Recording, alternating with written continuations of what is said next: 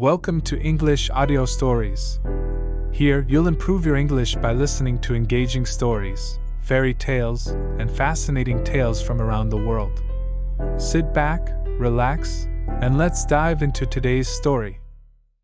When a criminal is arrested, one of the first things that happens is the interview at the police station.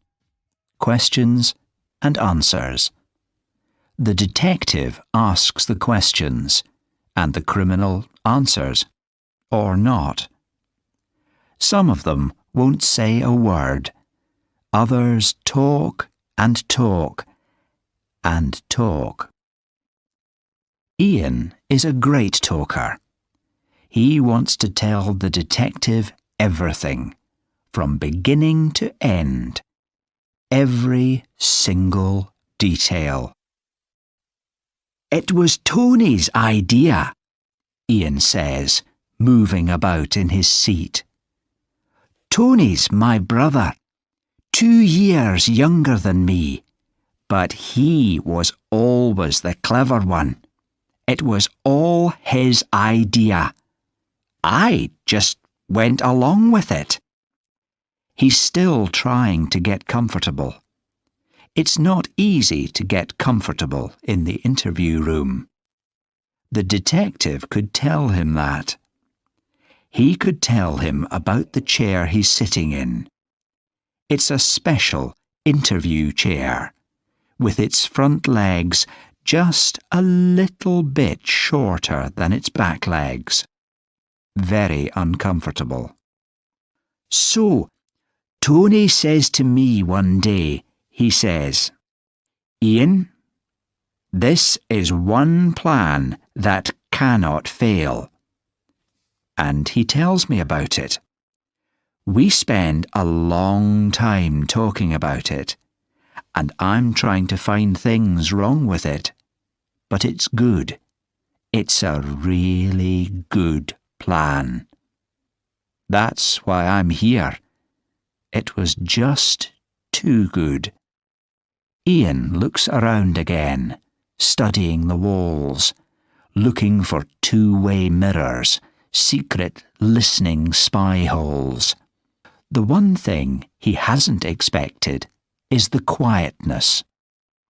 It's 11:30 on a weekday night, and the police station is like a ghost town. Ian wants to see lights, action, lots of police uniforms. Yet again in his life, he's disappointed. He goes on with his story. Tony had noticed the slip road. He drove from Fife to Edinburgh most Saturday nights, taking a car full of friends for a night out. On the A90 road, south of the Forth Road Bridge, Tony saw the signpost for the slip road. "Department of Transport, Vehicle Check Area Only." That's what started his idea. The next morning, he went back and drove up the slip road, which took him to a kind of roundabout in the middle of nowhere. He stopped his car and got out. There was grass growing in the middle of the road. He didn't think the place got used much. There was a hut nearby, and another slip road went back down onto the A90 road. He stood there for a while, listening to the noise of traffic below him, and the idea slowly grew in his mind. "You see," Ian went on, "Tony had 2 guards' uniforms at home. He's always had the idea of robbing some place, and always knew those uniforms would be useful. And one of his old friends, a man called Malk, was good at getting false papers, so Tony brought him in. Have you got a cigarette?" The detective points to the no smoking sign.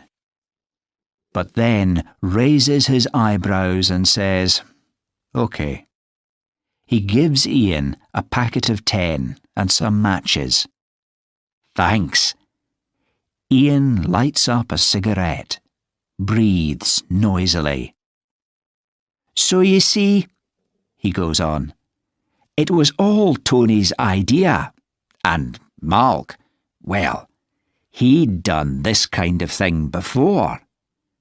I was just family. That's why Tony brought me in. I'm not saying I wasn't part of it. I mean, that's why I'm here now. I just want it in the police report that I wasn't the leader, the clever one." "I think I can agree with that," the detective says.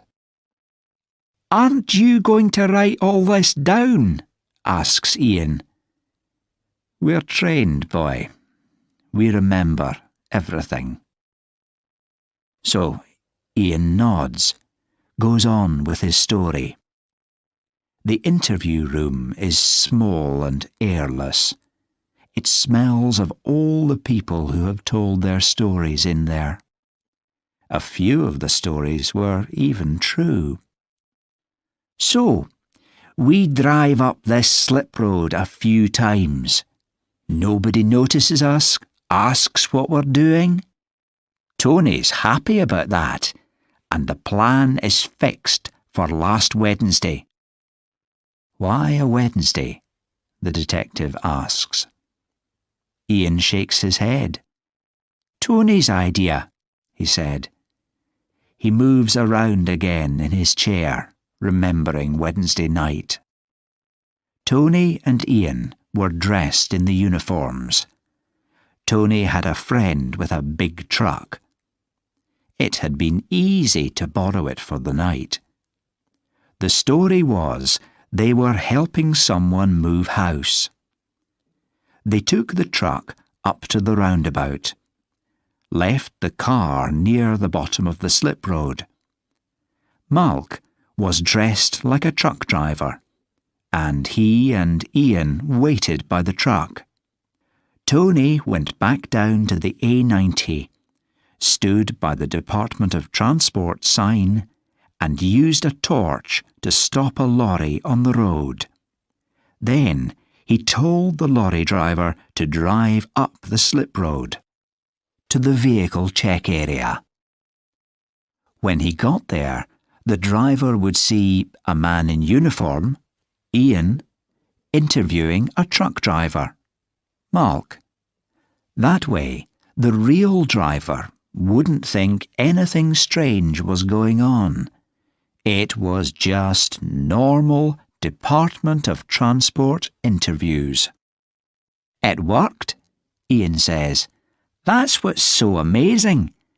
The driver brought his lorry up to the roundabout, stopped it, and got out. Tony comes driving up, gets out of his car, says he wants to check the cargo." The detective has a question.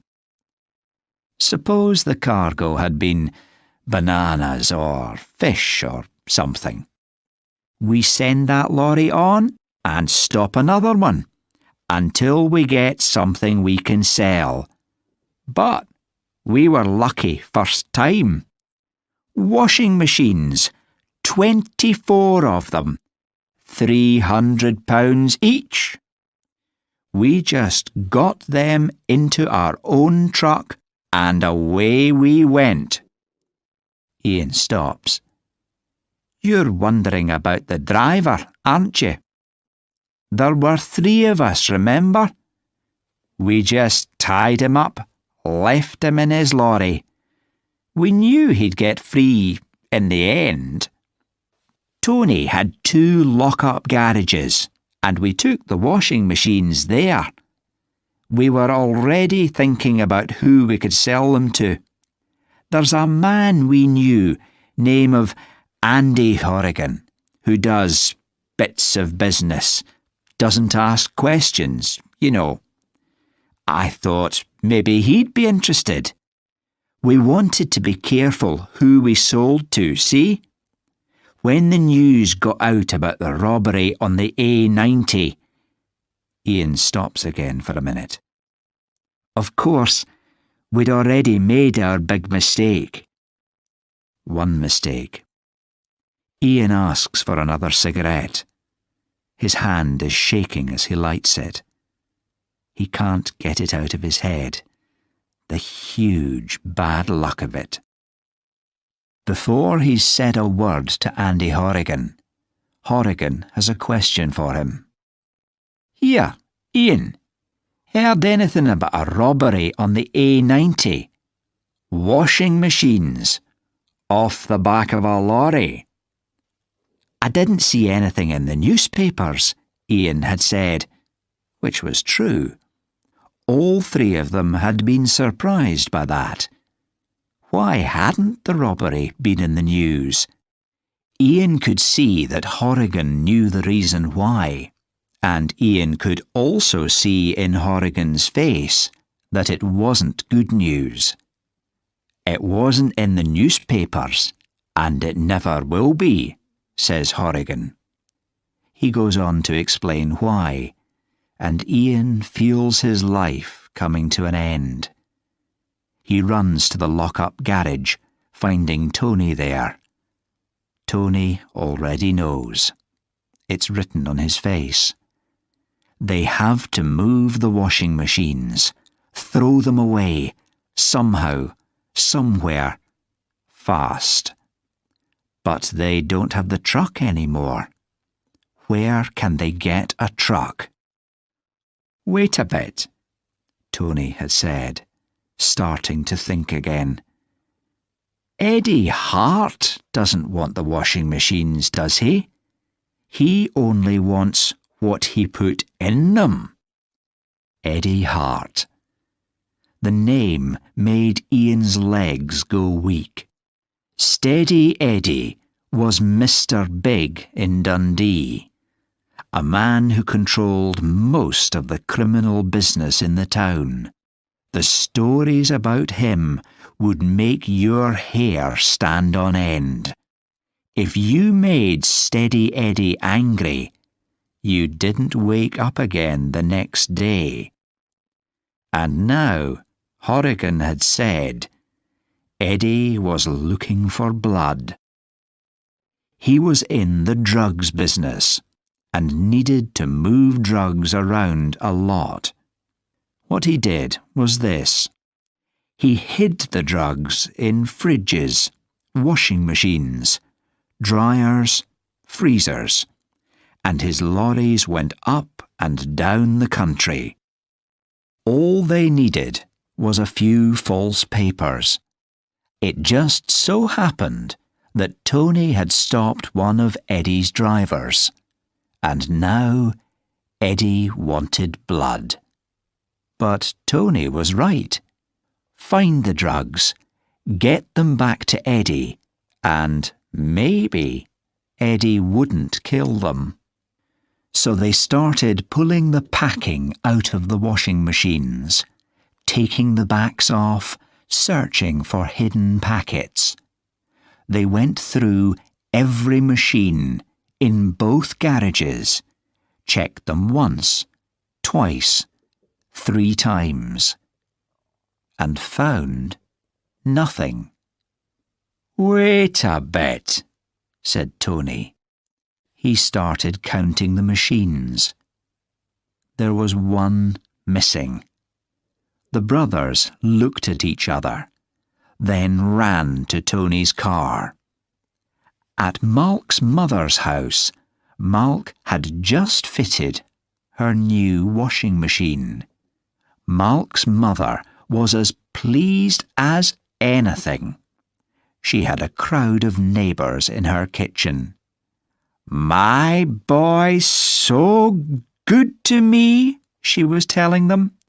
He saved his money and bought me this as a surprise. Even Ian knew they were in real trouble now. everyone in town would get to hear about the new washing machines, and everyone meant Eddie Hart. Tony and Ian took Malk outside and explained. Malk went back inside, pulled the machine out again, and started taking the back off.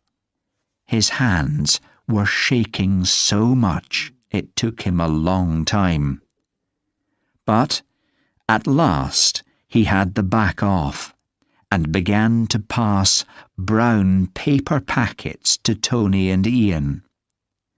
Tony explained to the neighbours that these were just heavy things used in packing to stop the machines shaking in the lorry. Like bricks? One neighbour asked. And when Tony agreed with her, sweat running down his face, she added another question. Why cover bricks in brown paper? Tony, beyond explanations, put his head in his hands and wept. The detective brings back 2 cups of coffee, one for himself, one for Ian. He's been checking things, using the computer, making some phone calls. Ian sits, ready to tell him the end of the story. We had to think of a way to get the drugs back to Eddie. He has a nightclub in Dundee. We drove up there, night before last, and put the drugs in one of the rubbish skips at the back of the club. Then we phoned the club and told them where to find the packets. The problem was that their rubbish skips are emptied at night. So sometime that night the skip got emptied. And it was me who made the phone call. And there were 2 numbers in the phone book. I meant to phone the office number, but I got it wrong and phoned the other number, which is a phone by the bar. Anyway, someone answered. I said my piece and put the phone down. Maybe it was a customer. Maybe they went outside and got the drugs for themselves before the skip was emptied. Maybe they thought I was crazy or something. Ian's voice is shaking. He's almost crying. So Mr. Hart didn't get his drugs back, the detective guesses. Ian nods. And now your brother and Malk have gone missing. Eddie's got them, says Ian. He must have. And so you want us to protect you? The detective asks. I'm in terrible danger, Ian says. I mean, there's a price on my head now. You've got to help me. The detective shakes his head. If somebody needs protection, we can do it, he says.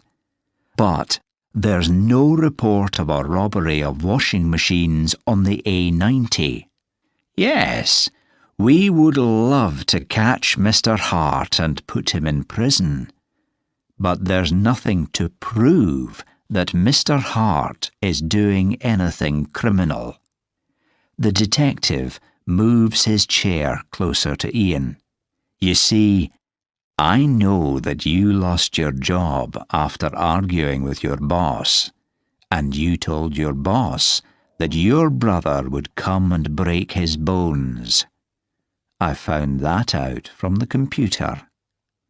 What I didn't find in the computer was anything about washing machines, drugs in brown paper packets, or missing persons.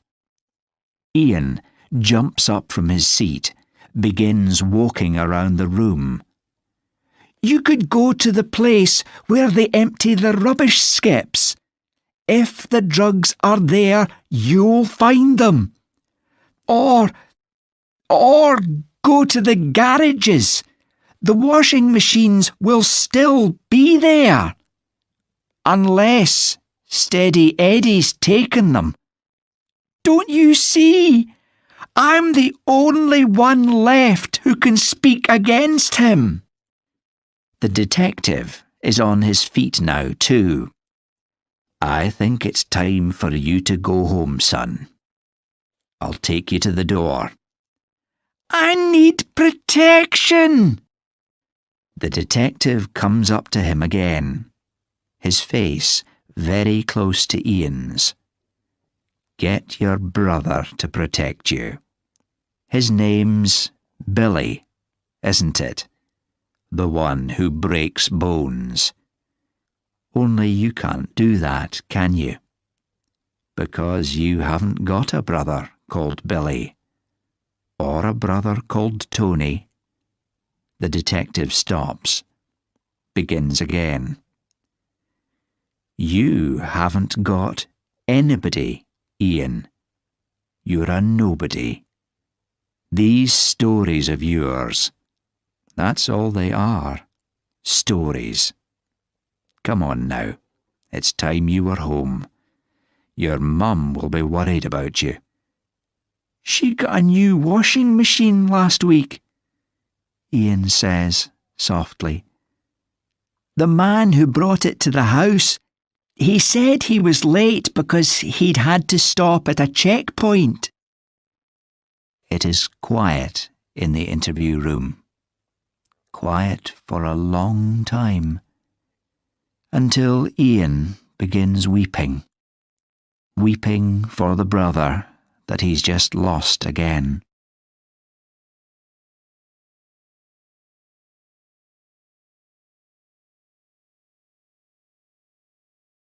Thank you for listening. If you enjoyed this story, don't forget to like, subscribe, and hit the notification bell so you won't miss the next one. See you in the next story.